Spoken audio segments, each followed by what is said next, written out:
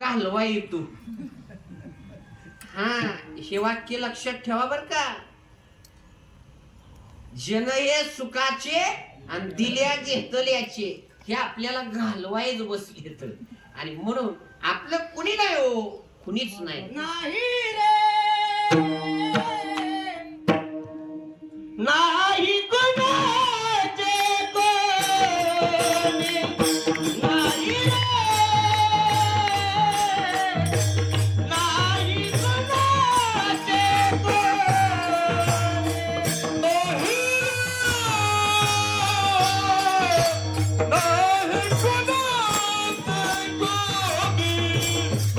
कोणी नाही रे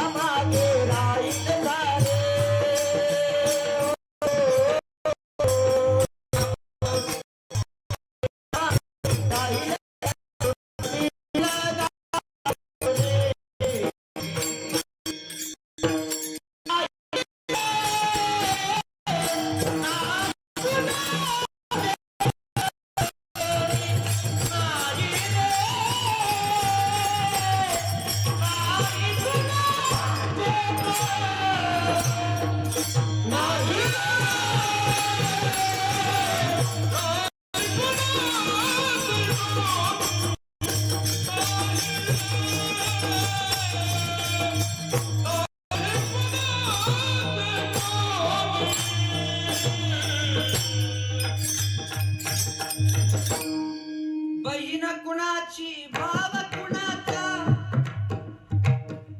तेच नाही तर सगळ्या सोयऱ्याचं काय घेऊन बसलं. कोणी आपलं नाही. हे सगळं नाशिवंत आहे. इथंच राहणार आहे, एकट्याला जायचंय. आणि त्याकरता जर आपल्याला अंतकाळाला जर कोण आपलंच करत असेल ना, तर एकच आहे, एकच अंतकाळीचा सोयरा. तुका म्हणे विठोदरा, भगवान परमात्म्याशिवाय अंतकाळाला तुकोबराय म्हणतात, तुका म्हणे तुझं कोणी आणि एक चक्र त्या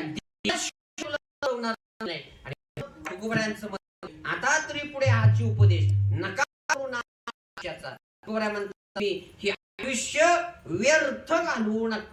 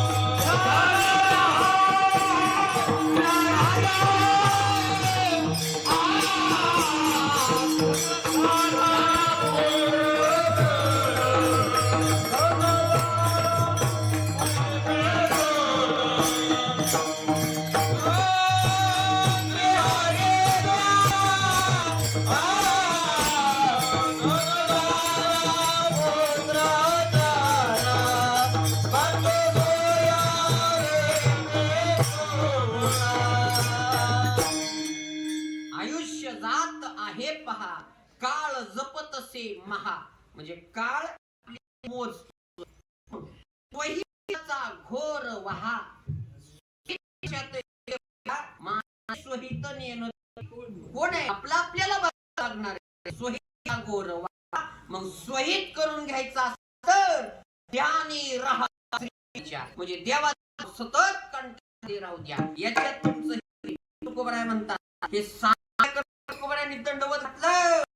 म्हणतात फुलाले तो शुद्ध करा. आता तुम्ही म्हणताल महाराज देवा जायचं हे कळलं आम्हाला, इथून पुढचं आयुष्य वाया घालवायचं नाही हे पण कळलं. हे नसल कळलं एका मिनिटात. एका राजानं प्रसन्न होऊन बघा, प्रसन्न 100 असणारी बाग भेट दिली. बारकाई नाही का बरं का, दृष्टांत मिनिटाचा आहे पण सिद्धांतावरती मला तुम्हाला आणायचंय. एका गरीब व्यक्तीला राजानं 100 झाडं असणारी बाग भेट दिली आणि या बागेतली झाडं तोडून विकून तुझा उदरनिर्वाह कर. यानं काय करायचं, रोज एक झाड तोडायचं, बाजाराला न्यायचं, ते विकायचं आणि त्याच्या पैशात त्यानं त्याचा संसार करायचा. पण एकदा असं झालं की तोडून ठेवलेलं झाड शिल्लक घरी होत आणि ते झाड पाऊस पडला, झालं की त्याला त्याची झाडच तोडता नाही. पण पाऊस पडला त्याला झाड आलं नाही म्हणून घरी शिल्लक आणि बाजारात आणि ते विकलं. झाडाला जेवढे पैसे येत होते त्याच्या 10 पट पैसे वाढलेल्या झाडाला आले. का सांगू का, ती झाडाची बाग होती ना ती होती चंदनाची. तो रोज ओली चंदनाची लाकडं विकत होता, पैसे येत नव्हते. पण त्यावेळी ते परिपक्व झालेलं वाळलेलं चंदनाचं झाड नेलं आणि विकलं, त्याला भरपूर पैसे. त्यानं प्रश्न केला हे असं का. त्यावेळी घेणारानं सांगितलं, येड्या तू जी झाडं विकतोय ना ती चंदनाची आहे, ती ओल्या त्याला जास्त पैसे मिळत नाहीत, परिपक्व झाल्यानंतर त्याला जास्त पैसे मिळतात. आणि त्यानं हाणून घेतलं आणि माघारी येऊन बघितलं तर 20-25 झाडं राहिली. किती राहिली होती, 20-25 झाडं राहिली होती. ऐका ते कुणाचं सांगतोय, आपल्याला पण कलियुगाच्या मानानं 100 वर्षाचं आयुष्य दिलं. मग आता कुणी त्यातली किती तुम्ही बघा, ते बघा. तेच सांगायचं आता तरी पुढे हा जीव नका. मग ही झाडं रुपी वर्ष आपल्या जीवनात निघून चालली आणि नाश होत चालला. म्हणून राहिलेली तरी झाडं चंदनासारखी देवाच्या पायावर जिजवा. उरला आयुष्याला हरी भजन म्हणून. आता किती कुणाच्या बागा आपापल्या बघून घ्या, त्याच्या बाग पडत नाही. मला हे पूर्ण करायचं म्हणून तुकोबाराय तुम्ही ऐकावं म्हणून तुकोबारायांनी लोटांगण. मला सांगा, संप्रदायाच्या स्थानी विराजमान झालेले तुकोबाराय तुमच्या आमच्या पायात किती संताचं मोठे पाया माझ्या दंडवत म्हणजे काय. आता थोडं बारकाई नाही का बरं, सुशिक्षित माणसाच्या घरी पाया पडण्याची पद्धत आता वेगळी झाली. तर काय केलं जातं, नमस्कार करतो आणि एवढाच वागतो, त्या पुढं वाकायच येत नाही. पण इथं तुकोबारायांनी दंड म्हणजे काय, नंतर काठी पूर्ण म्हणले मी दंडवत घालतो. करटाळी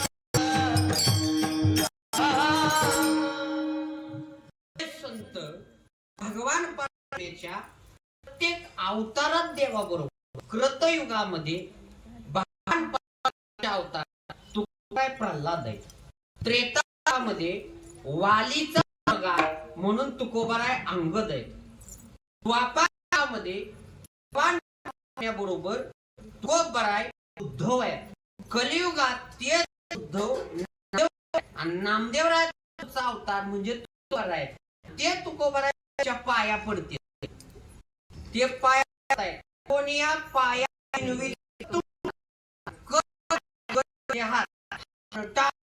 मुखी नाम सकळांच्या पाया आणि काय सांगतो चित्त शुद्ध करा, ही चित्त शुद्ध करायची एवढी पाया पडायची गरज काय, चित्ताची शुद्धी झाल्यावरती काय एका मिनिटात सांगतो, एकाच मिनिटात. ज्या रामदास स्वामी भिक्षेला जायचे त्यावेळी भिक्षा मागताना एका स्त्रीच्या घरी कंधारी नावाचं गाव आहे आणि एका स्त्रीच्या भिक्षा ती स्त्री म्हणजे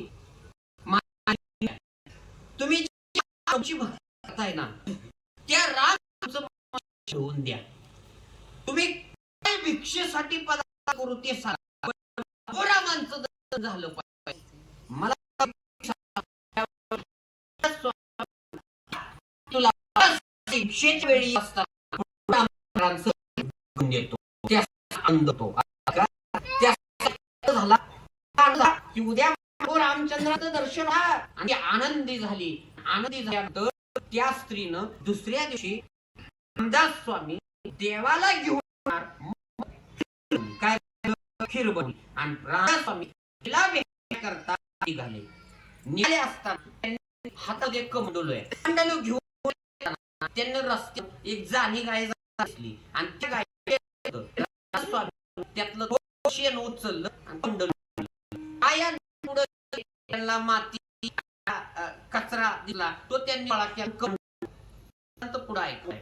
हा राम स्वामी स्त्री आणि महिला भिक्षा म्हणतात, ती आनंदात रांगोळी काढलेली आहे, घर अंगावरती घातली आणि ती खीर बाहेर येते, त्यावेळी स्वामी म्हणतात रामाचं अगोदर भिक्षा तरी आणि ती भिक्षा म्हटल्यानंतर ती म्हणतात, त्यावेळी रामदास कमंड करतात आणि त्या माती पाहिली आणि खीरचं पात्र घेतलं, स्वामी कमंड किती तो कमांड करा, मी ही खीर त्या कमंडलूत टाकते आणि तिला म्हणतात तुला रामाचं रामाचं चालक मालक देव आहे, दर्शन घेण्याकरता तेवढं केल्या फार फार तर 12 खिरी करता कमंड मध्ये घाण त्या कंडलूत खीर देत नसेल तर जगाच्या शुद्धी आवश्यक आहे. सांगत प्रमाण आहे का ही आता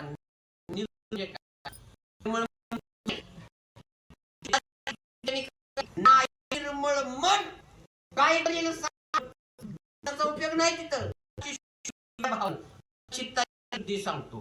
कृतयुग देव शिरसात गेले, महिना देव 4 तासात होतात, आषाढी एकादशी काय देव पाय जातात या 4 काळात काय झालं, कृत पाय गेले आणि देव झोपताना एक कासव आलं, कासव बघा एक कासव आलं आणि ते देवाच्या घरातला प्रसंग आहे. चित्त असल्यावर बरं कासवाचं दृष्टांत आहे, पायावर हाती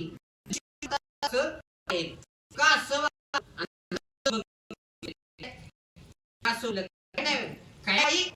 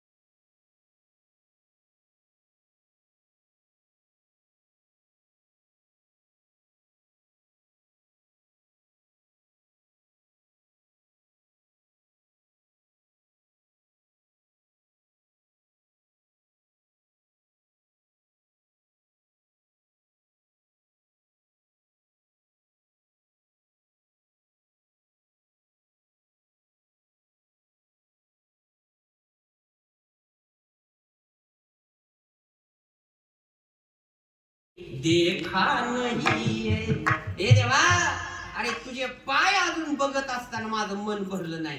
देव म्हणतात तुला परत येताना दर्शन देतो, पण सोड जाऊ दे आम्हाला. आणि मग नावेत बसतात, पुढे जातात आणि नावेतनं उतारल्यानंतर देव म्हणतात तुझं पैसे किती झालं.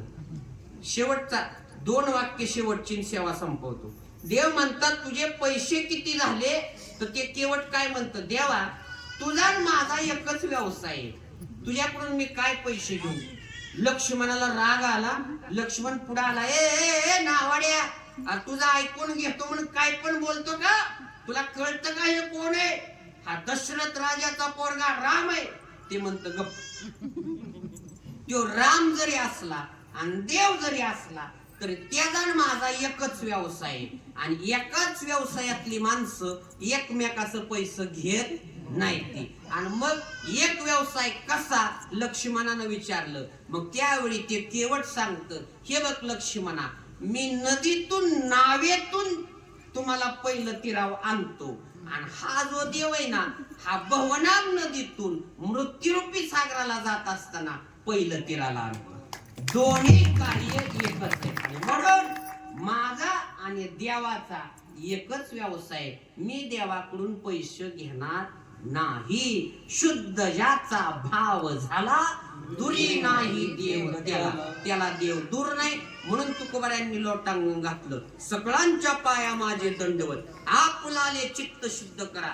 चित्त शुद्ध केल्यानंतर देव भेटतो. आणि भेटल्यानंतर हिताचा मार्ग सांगितला. हित ते करावे देवाचे चिंतन आणि करोनिया मन एकविध मन करायचं. पण आता काय झालंय, देवपूजा करताना गंध उगाळताना कुत्र दारात आलं तरी हाड म्हणतंय माणूस. कधी आपलं मन एकविध व्हायचं नाही ना होत.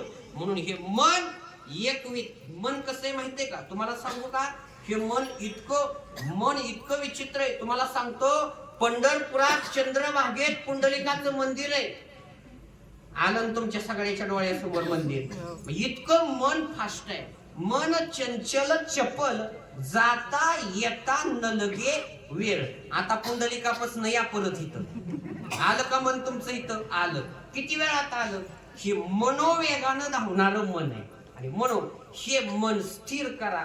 आणि हे स्थिर करून त्या देवाचं भजन करा. कोणत्या, विठोबा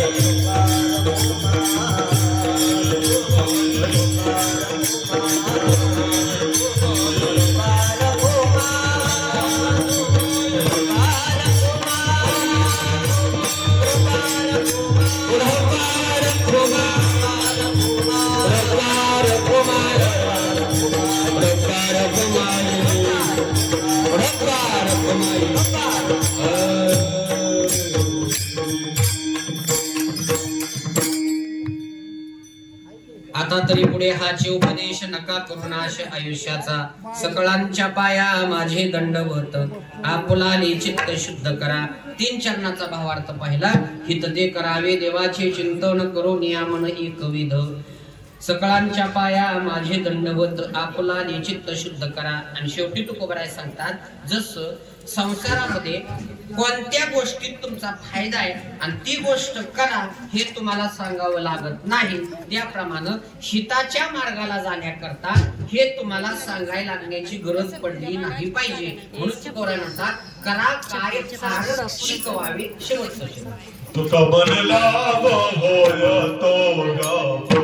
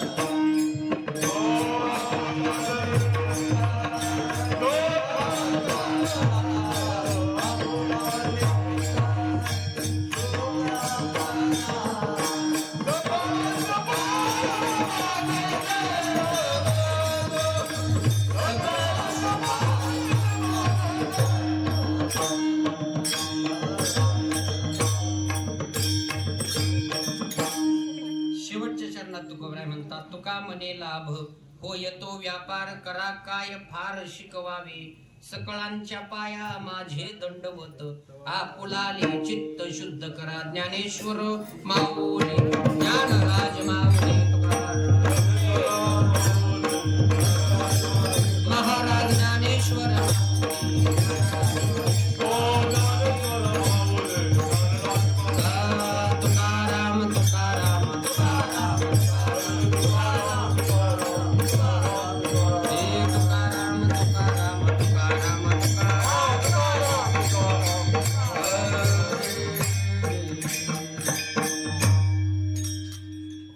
यथामती यथावकाश या अभंगावरती हे शब्द रूपानं चिंतन चरणावरती समर्पित करीत असताना जे काही बरोबर आहे ते वैकुंठवासी वैराग्य संपन्न श्री गुरु गंगूकाका शिरवळकर फडावरील ज्येष्ठ गाथा भजन तपस्वी प्रातस्मरणीय तीर्थरूप वैकुंठवासी धौडपंत दास शिरवळकर यांचा कृपाशीर्वाद।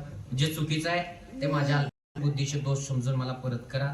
ज्या निमित्तानं आपण या ठिकाणी जमलेलं आहे ते श्री कैलासी श्रद्धेय भगवानराव सदाशिव गावडे यांचे प्रथम श्राद्ध कर्म आहे आणि त्या निमित्तानं ही फुलाची कीर्तन सेवा या गावडे परिवारानं माझ्याकडे दिली, त्याबद्दल त्यांचा मी आभारी आहे। या परिवारातील या आदरणीय भगवानराव यांच्या पश्चात त्यांच्या परिवारामध्ये त्यांचे बंधू श्री नारायणराव सदाशिव गावडे असतील, त्यांची मुलं श्री युवराज भाऊ असतील, श्री भाऊ असतील, त्याचबरोबर पुतणे संदीप भाऊ प्रदीप भाऊ असतील, त्यांच्या भगिनी कौशल्या तुकाराम खटके असतील, एक मुलगी अश्विनीताई खर्चे असतील, या सगळ्यांच्या संयुक्त विद्यमानं हा समस्त गावडे परिवार यांच्या समस्त या प्रयत्नातून एक प्रथम श्राद्ध कर्म आपण साजरं करण्याकरता या ठिकाणी जमलेलो आहे।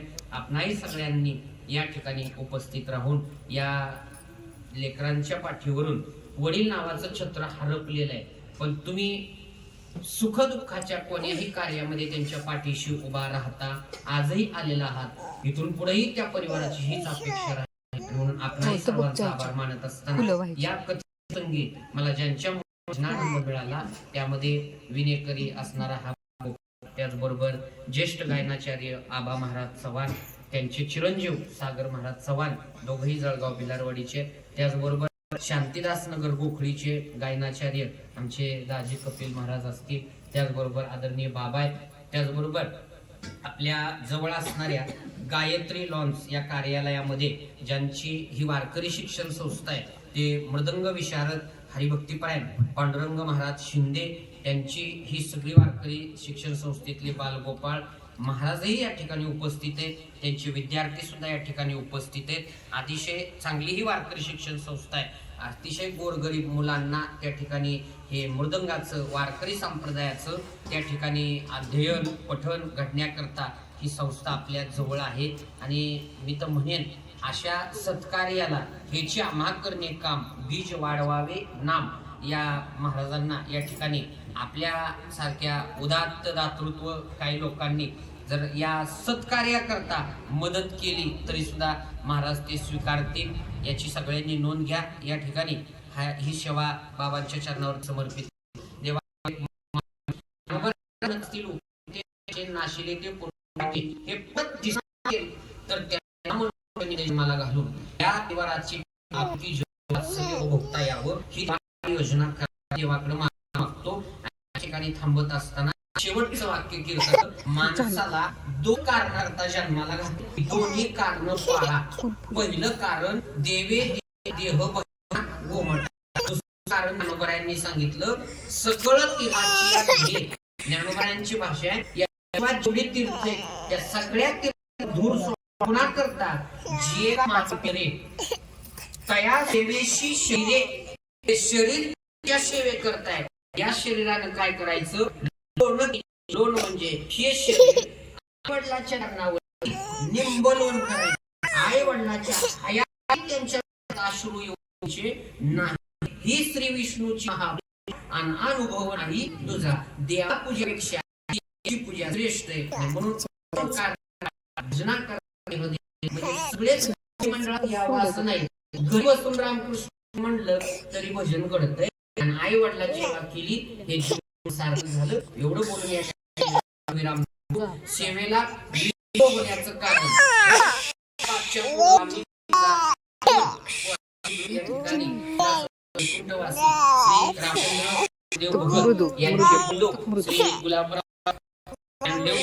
यांना देव आज्ञा झाली। या परिवाराचा जवळ नाते असल्यामुळं बरीचशी या घरातली सुद्धा परिसरातील लोक तिकडे गेली होती आणि त्यांना थोडासा विलंब म्हणून या घरातील सूचनेनुसार 15 मिनिटं मी जास्त वेळ घेत नाही, 12 पासून सोडतो तुम्हाला यांची मी त्या ठिकाणी याच ठिकाणी थांबत असताना एक शेवट भंग होय, शेवट झाला शेव सांग की पुंडलिकवर म्हणलं फुलं टाकायची, मग आरती झाल्यावर त्या ठिकाणी मग दर्शन घ्यायचं, मग आणि मग कार्यक्रम सगळ्यांनी फोटोच्या सगळ्यांनी उभं राहायचं।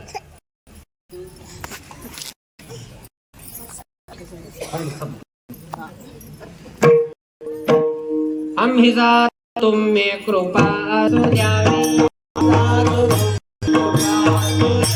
सकाळ सकाळ विनंती माझी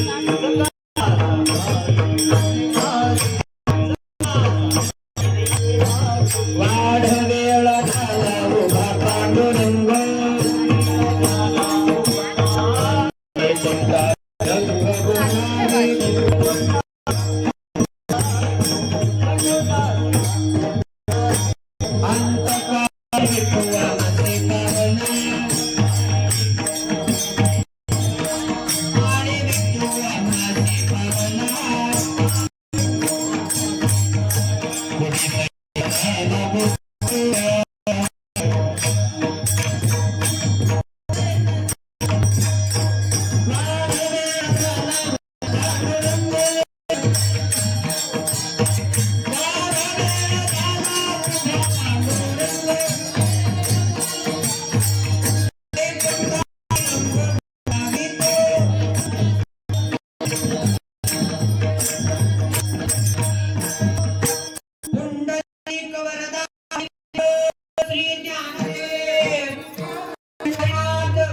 माऊली ज्ञानेश्वर जगद्गुरु तुकाराम महाराज आहे का सगळ्यांनी थांबा विठ्ठल ज्ञानदेव